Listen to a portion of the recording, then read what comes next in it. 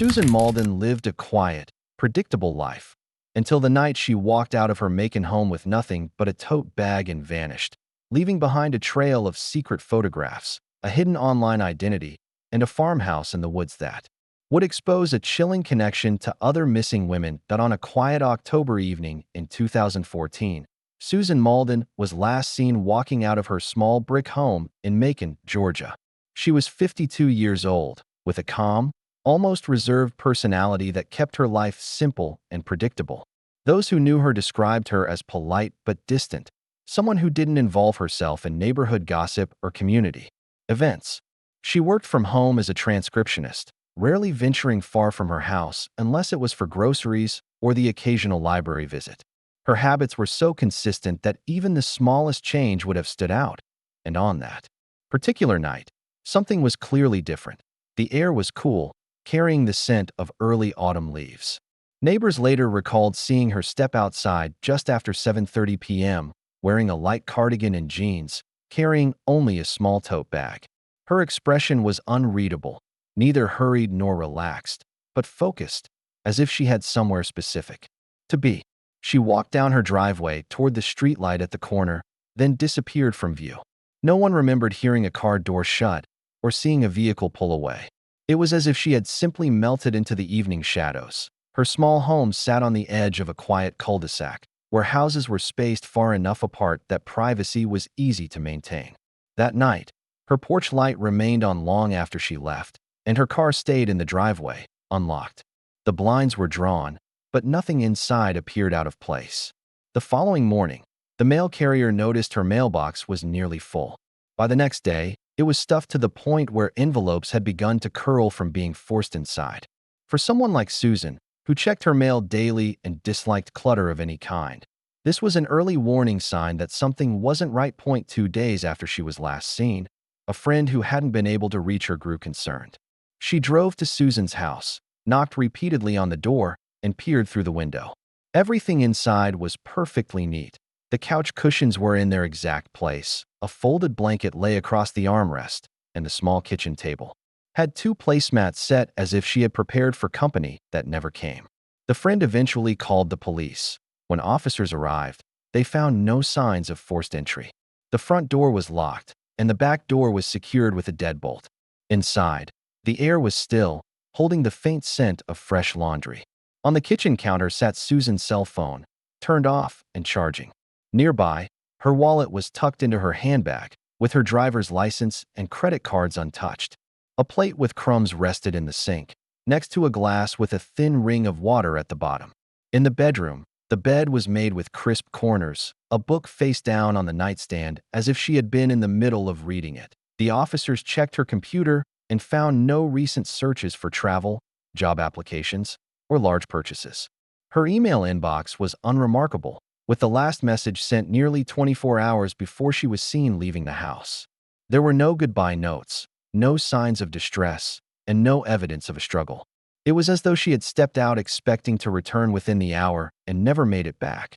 Her family, who lived in other states, flew in as soon as they heard the news. They were baffled by the disappearance. Susan had no history of mental illness, no known deaths, and no recent conflicts with anyone. She didn't use social media, and she had never mentioned dating or meeting new friends. As far as they knew, she lived an entirely solitary life. In the early days of the investigation, police canvassed the neighborhood. Some residents hadn't seen her at all that week. Others recalled only glimpses, pulling into her driveway after errands, bringing in groceries. One neighbor swore she saw her outside speaking to someone a few days before she vanished, though she couldn't describe the other person clearly. A faint memory of a dark-colored SUV parked near Susan's house was noted but never confirmed. Search teams combed nearby woods, parks, and walking trails. Helicopters scanned the area from above, but nothing surfaced. The more time passed, the stranger it seemed. Her bank accounts remained untouched. There were no withdrawals, no purchases, no new phone activity. Even her small garden, which she tended to daily, was left to dry out. As the first week turned into 2, the case began to shift from hopeful recovery to quiet dread. Susan's home remained exactly as it had been the night she left, a snapshot of her life frozen in time. The only thing missing was her, and no one could explain why or how she had gone. Weeks passed, and Susan Mauldin's disappearance slowly began to fade from the front pages of the local news. In the first few days, there had been community search, parties, candlelight vigils, and constant updates from law enforcement. But as time moved forward with no new developments, public attention shifted elsewhere. Behind the scenes, however, investigators were still working quietly, piecing together fragments of her life in hopes of finding a trail point. One of the first unusual details they uncovered was a series of bank withdrawals in the weeks before she vanished. Normally, Susan kept her finances steady, never taking out more than she needed for bills and groceries. Yet, 2 weeks prior to her disappearance, she had withdrawn nearly $4,000 in cash from her savings account. It wasn't a one-time transaction, it was spread over several days, each time from a different ATM across town. There was no indication of where the money went. She had not deposited it anywhere else, paid off a debt, or purchased anything of significant value. Investigators wondered if she was planning something, perhaps a trip she hadn't told anyone about, or a secret project. But if so, there was no paper trail to prove it. She hadn't booked any flights or hotel rooms. No luggage was missing from her home. The money was simply gone. Another lead came from a neighbor who mentioned seeing a dark SUV parked outside Susan's house late at night, just 3 days before she disappeared. The engine was running, but the headlights were off. The neighbor didn't see anyone get in or out and assumed it was someone waiting for a friend or using the street to make a phone call. Unfortunately, the neighbor couldn't recall the make, model, or license plate number. While canvassing Susan's home for overlooked evidence, detectives decided to search the attic. There, under a pile of old holiday decorations and unused blankets, they found a worn cardboard shoebox. Inside were neatly stacked photographs. At first, they looked like ordinary snapshots, fields, wooded trails, and rundown buildings. But as they flipped through them, the locations began to stand out. These weren't typical tourist spots or scenic overlooks. Many showed abandoned houses, weathered barns, and a crumbling church with ivy-covered walls that on the back of each photo was a date written in Susan's careful handwriting. The dates stretched back over several years, but none of them matched any known trips she had taken or events her family remembered. The images themselves felt lonely, even eerie. The buildings were always empty, the landscapes devoid of people. It was unclear whether Susan had taken the photos herself or if they had been given to her. Detectives brought in a photography expert to examine them. The photos appeared to have been taken with the same camera over a long period of time. There was no GPS data embedded in the digital copies, which suggested they were printed from film or stripped of their metadata before being stored. The settings were all rural, some so overgrown that it would have taken effort to reach them. The most unsettling part was that no one in her life seemed to know she had any interest in photography or exploring abandoned places. Susan's life, as far as her friends and relatives knew, had been straightforward: work, home, and occasional family visits.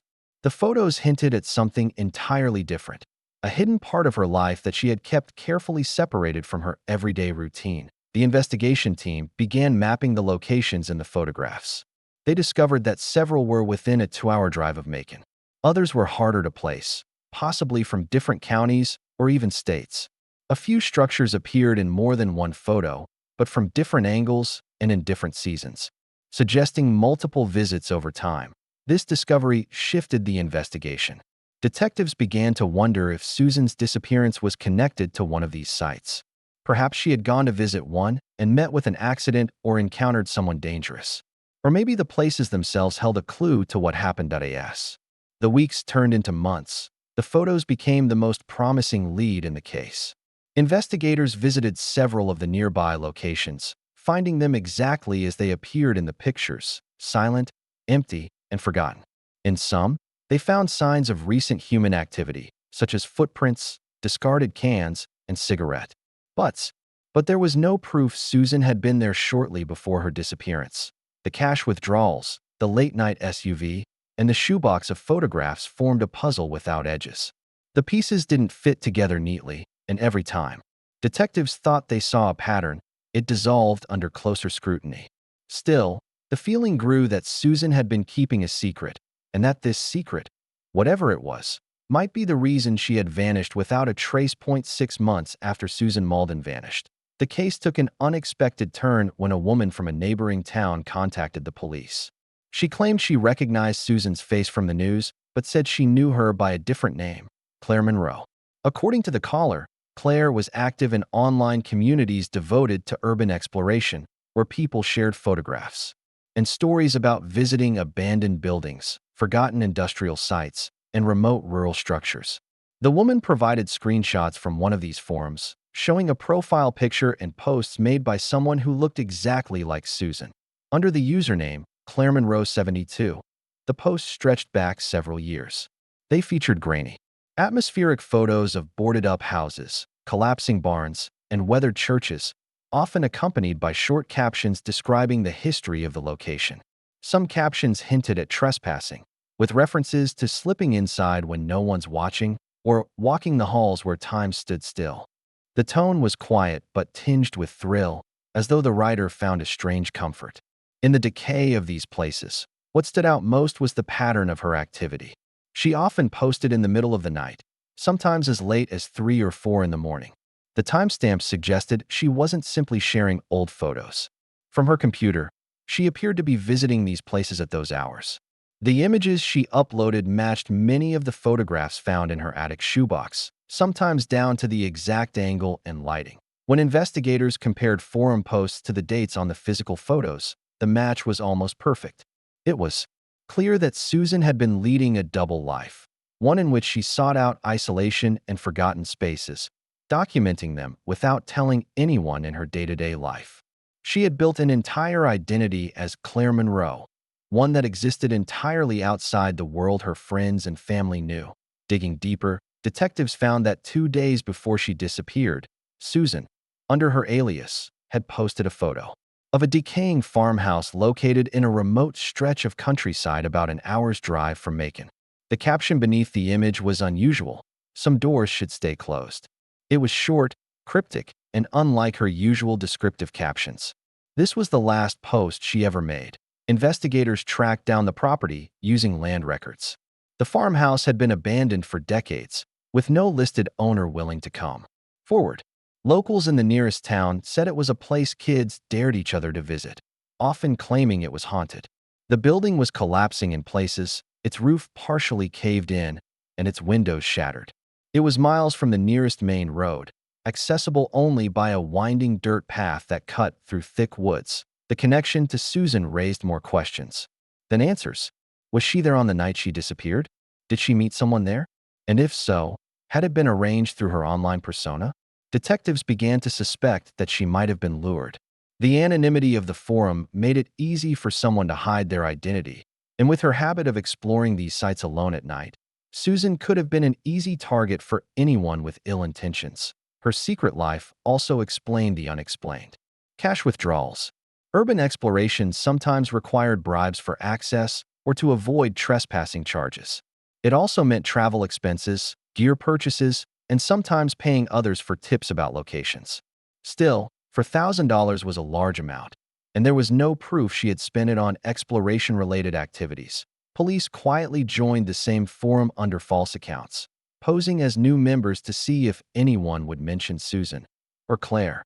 While most users kept to themselves, one particular member's posts caught their attention. This user, going by the handle Gatekeeper, had interacted with Claire multiple times, often commenting on her photos with vague statements like, "We've been to the same places, and some sites aren't safe." The last message from Gatekeeper to Claire was posted the day before her final photograph. "See you there." It was impossible to confirm who Gatekeeper was, and attempts to trace the account led to a dead end. The IP addresses used were from various public Wi-Fi networks, making them untraceable. Yet the timing was impossible to ignore. The more the investigators uncovered, the clearer it became that Susan had been stepping into an underworld that blurred the line between harmless adventure and genuine danger. Her family struggled with the revelation, not because of the nature of her hobby, but because of how carefully she had hidden it. Susan had managed to keep 2 separate lives running in parallel for years without ever slipping up, until, perhaps, the very last night she was seen alive. The farmhouse sat at the end of a narrow, rutted dirt path that seemed to grow darker. the farther it stretched from the main road. Even in daylight, the place felt heavy, as though the air itself resisted intrusion. Investigators arrived on a chilly morning, armed with warrants and prepared for the possibility of finding little more than collapsed walls and animal nests. From a distance, the structure appeared skeletal, its roof bowed inward, wooden siding warped and splintered from decades of neglect. Weeds and thorn bushes had claimed most of the yard, and one corner of the porch sagged dangerously toward the ground. Inside, the air was damp, carrying the sour smell of mold and rotting wood. The floorboards groaned under each step, and water stains mapped the ceilings like spreading bruises. In the front room, an old fireplace sat choked with debris. Broken glass littered the floor, likely from shattered window panes. Animal tracks crisscrossed the dust. It was a place that seemed long abandoned, but something about the stillness felt recent, as if someone had been there not too long ago. The kitchen, they found the first anomaly. A broken camera tripod lying on its side near the wall, its legs twisted as though they had been bent by force. The metal was rusted in spots, but the break looked newer, the edges still clean and bright. Near the tripod was a single, black leather glove, too small for most men, but possibly fitting a woman's hand. No one could confirm if it belonged to Susan, but the style and size matched others she had owned. Behind the house, the investigators pushed through thick underbrush until they reached a half-buried object. At first, it looked like discarded trash, but closer inspection revealed Susan's tote bag, the same one she had been carrying the night she vanished. The zipper was intact, though the fabric was caked with dirt and damp from rain. Inside were a flashlight, a small notepad, and a folded sheet of paper with a set of coordinates written in her careful, rounded handwriting. The coordinates pointed to a spot less than a mile from the farmhouse, deep within the surrounding woods. Following them meant moving through tangled brush and uneven ground, with fallen branches blocking the way. Eventually, they reached a small clearing that appeared deliberately concealed. In the center was a rectangular shape covered by warped plywood, its edges weighed down with stones. When the boards were pulled back, the investigators uncovered a rusted metal box. The box was heavy and difficult to open, its hinges corroded and fused from years of exposure. Inside was a collection of photographs, each stored in a plastic sleeve to protect them from moisture. The images were disturbing, not for what they showed outright, but for the implications behind them. Several featured women, each in isolated outdoor locations, often photographed from a distance. None of the women appeared to notice the camera. Their expressions were casual, suggesting they were unaware they were being watched. When these photographs were cross-referenced with missing persons cases from nearby counties, investigators realized that at least 3 of the women matched individuals who had disappeared over the past decade. In every instance, the disappearances had been sudden, unexplained, and unsolved. The remaining photographs could not be identified, leaving open the possibility that more victims existed or that some of the women were still alive. The condition of the photographs indicated they had been taken over many years. The backgrounds varied: abandoned houses, wooded trails, empty roads, but none appeared to be public or populated places. It was clear the photographer had deliberately chosen isolated settings. This raised troubling questions. Had Susan discovered this box during one of her explorations? Was she the one who had taken the photographs? Or had she been drawn to the location because of them? The possibility emerged that Susan's final trip to the farmhouse had not been random. The coordinates suggested she had been searching for something specific. If she had indeed found the box before her disappearance, then she might have learned something that made her a target. The farmhouse was searched from top to bottom, but no further evidence linked directly to her. There were no fingerprints other than those belonging to the investigative team. No recent tire tracks or footprints survived on the property. Yet, the combination of the broken tripod, the tote bag, and the coordinates pointed toward an encounter, something, or someone, that had interrupted her visit for the investigation team. The farmhouse had gone from a curious lead to a potential crime scene. It was no longer just a decaying structure in the woods. It was a place where the known and unknown parts of Susan's life collided, and possibly where her life had ended. Nearly a year after Susan Mauldin vanished, the search for answers felt as if it had stalled. The farmhouse had given investigators new leads, but no solid suspects emerged. The photographs in the rusted box were sent to multiple agencies, and the images of the identified women were quietly shared with detectives working on their unsolved disappearances. The connections were undeniable. At least 3 of the women had gone missing under similar circumstances, vanishing alone from quiet or rural areas. Yet, without physical evidence linking the farmhouse to any one person, the case remained frustratingly open-ended. Then, in late September, a hunter moving through a marshy area 3 miles from the farmhouse stumbled upon what he first thought was an animal skeleton. As he got closer, the shape became disturbingly human. He called authorities immediately, and within hours, the area was swarming with police and forensic teams. The body had been partially submerged in the thick mud, concealed by tall reeds. The location was remote, accessible only by cutting through dense growth. The remains were badly decomposed, but certain details stood out. The dental records confirmed the identity. It was Susan. Fragments of her clothing were still present, though worn and tattered from the elements. Around her wrist was a thin, silver bracelet that her family confirmed she had owned for years. Her skull showed evidence of a fracture, but the level of decomposition made it impossible to determine the exact cause or timing of her death. There were no obvious bullet holes, no signs of stabbing, but blunt force trauma was suspected. The marsh area became the focus of the investigation. Teams scoured the surroundings for any additional clues, but most of what they found, discarded cans, an old tarp, broken glass, appeared unrelated. The ground itself was a challenge, swallowing anything left behind into layers of mud over time. It was possible that crucial evidence had simply been lost to the elements. The discovery of her body shifted the case from a missing persons file to a homicide investigation. Detectives returned to the farmhouse and the coordinates with fresh urgency, hoping to find something they might have overlooked. They examined the box of photographs again, searching for any sign that Susan might have been aware of its contents before her death. One photograph, taken from inside the farmhouse's kitchen, showed a reflection in a cracked window pane. It was faint, distorted, but under enhanced analysis, it appeared to show a tall figure standing outside in the yard. The clothing was indistinct, but the shape of the head and shoulders suggested a man. Whether Susan had taken the picture or found it already there remained unknown. Attention turned back to the online forum where Susan had used the alias Claire Monroe. Investigators dug deeper into the activity of the user known as Gatekeeper, the one who had commented on her last post with the words, "See you there."